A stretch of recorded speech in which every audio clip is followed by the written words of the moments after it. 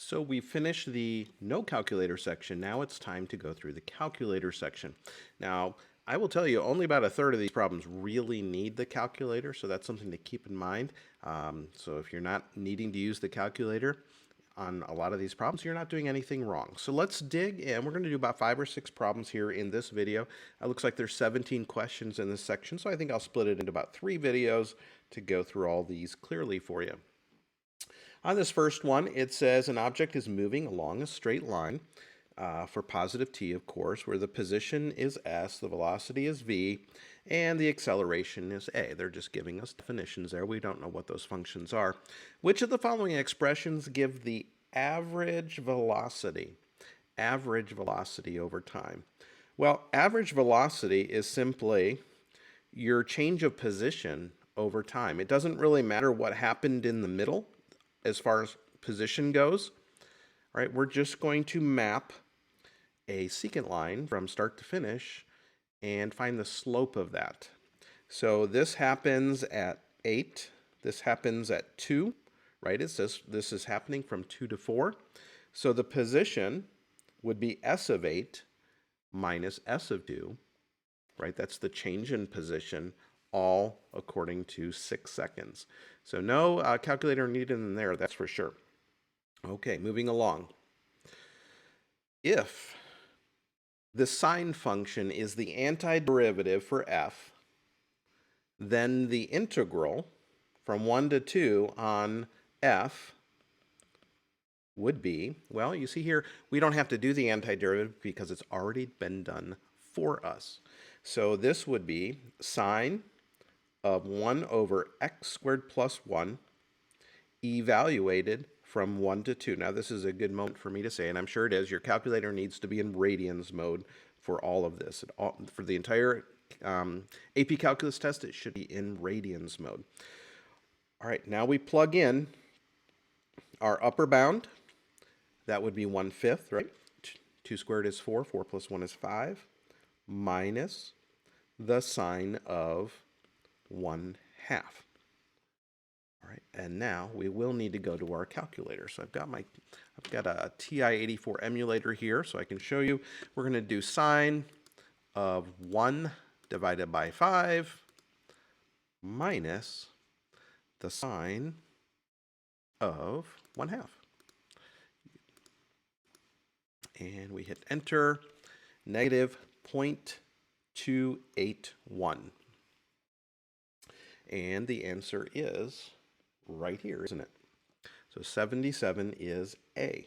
All right, moving on. That's the right answer, by the way. I was looking at the key just to triple check for you.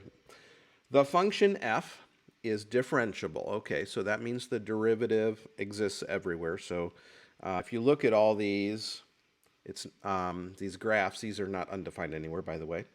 Okay, the graph of f has exactly 1 point of inflection.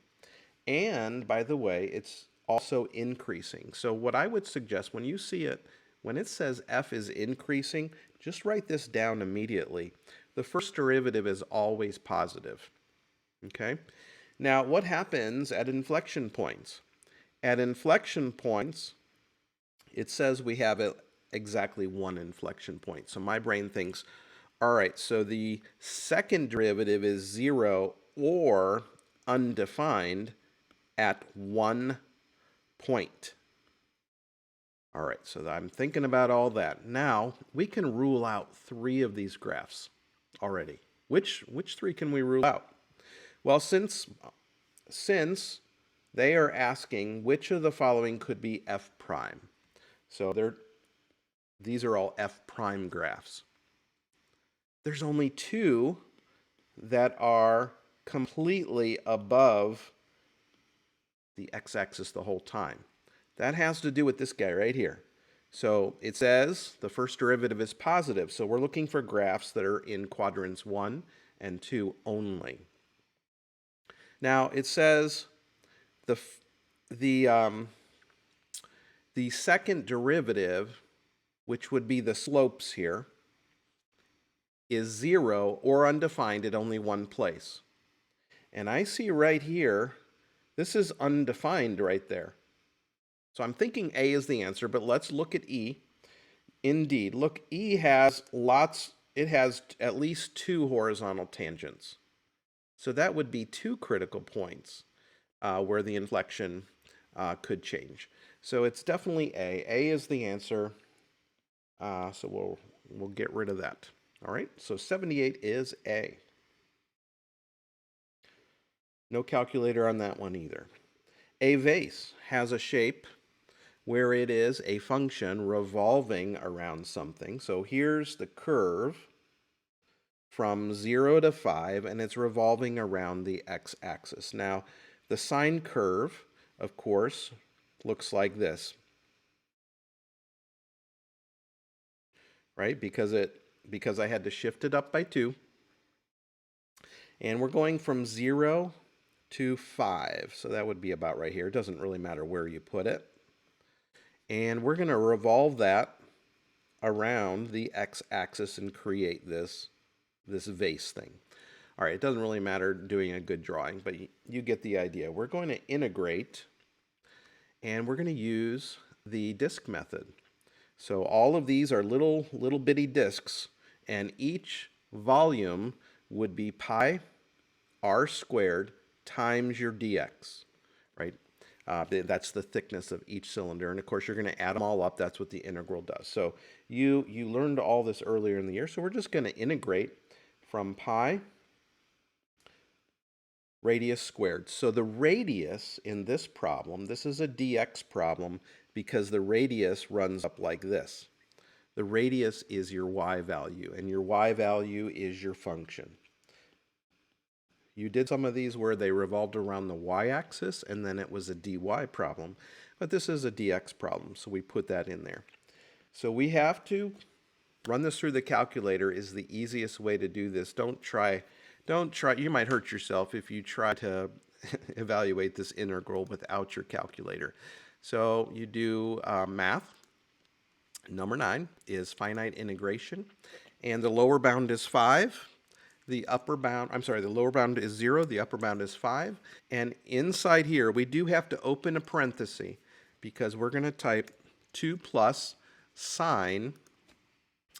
Oops, I didn't get my 2, did I? Let me go back. All right. All right, so I'm going to second insert. I'm going to insert my 2 there. There we go. And I got an x here. Now remember, I need to close my parenthesis at this point and square that function. Now, I seem to have lost my x again. This emulator is not playing nice. Insert, I'll just use the button. There we go. Did I type it in right? I think I might be missing a parenthesis right here. Second insert. Let me do a parenthesis there as well. There we go. Now we're squaring 2 plus sine x. And of course, this is a dx problem. Make sure you don't just square the sine function. You need to square that entire parenthesis. All right, and I got 25.502. Now that is there, but I forgot something. Does anybody know what I forgot? I forgot to multiply by pi. So let's go back up here, and let's edit this and put a pi in the front. Second insert, and I hit the pi button. Where is that again? There it is. Second, I'm used to the TI-30s because I teach Algebra 2, so don't use these fancy calculators very much. All right, 80.115. Now I'm glad I remembered that 3.14 because wasn't that sneaky? They put that answer there. And if you had accidentally forgotten the parentheses, I'll tell you, this answer would have come up. So they had a lot of good distractors there to distract you from the answer. All right, number 80. The table above shows selected values from a function.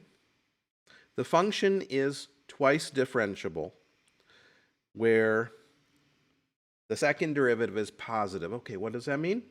So you should write concave up like a cup, right? Concave up like a cup. So we've got, let's just draw a really quick sketch. Here's 1, 2.4. Here's 2, 3.6. And then at 5, 1, 3, 5, it's actually considerably higher. It goes up by 2 instead of just by 1 or so. I'm just estimating here. So 5.4, it's way the heck up here. So this thing is definitely concave up the whole time because of this right there. Okay? It says, which of the following could be the value of f prime? So let's find the slope of f prime at 3.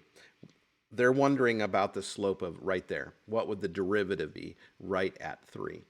So let's find the slope of the secant line. So that would be 5.4 minus 2.4 all over 5 minus 1 is 3.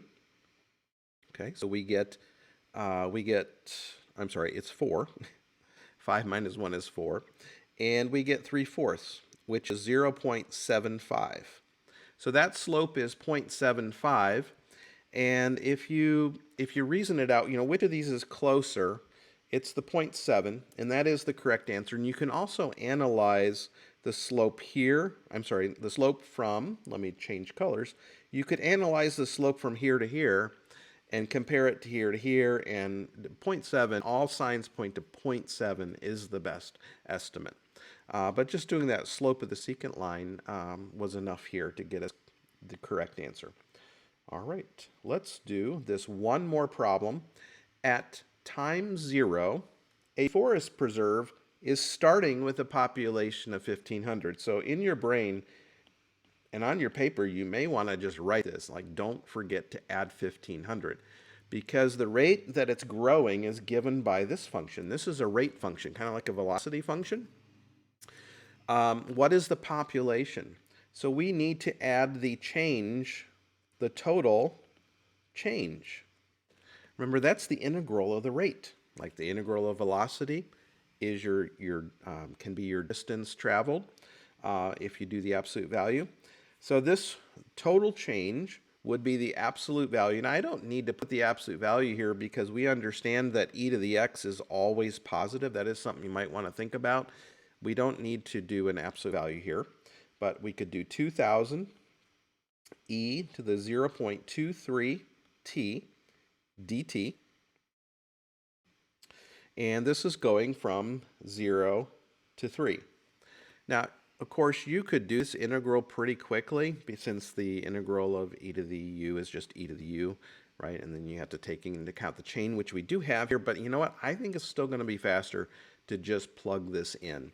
So let's do that. Let's go back to the calculator. We'll type 1,500 plus so that we do not forget that. And we're going to do math. Finite integration is number 9 there. Our lower bound is 0. Our upper bound is 3. We're not going to forget that 2,000. We've got e to the 0.23. And we put our variable up there in the exponent. And this is a dx problem. So I think I've got that all typed in. And the answer is 10,141. And I'm checking the key. That is correct. All right, good for us. All right, I'll continue on in the next video with number 82. Good luck.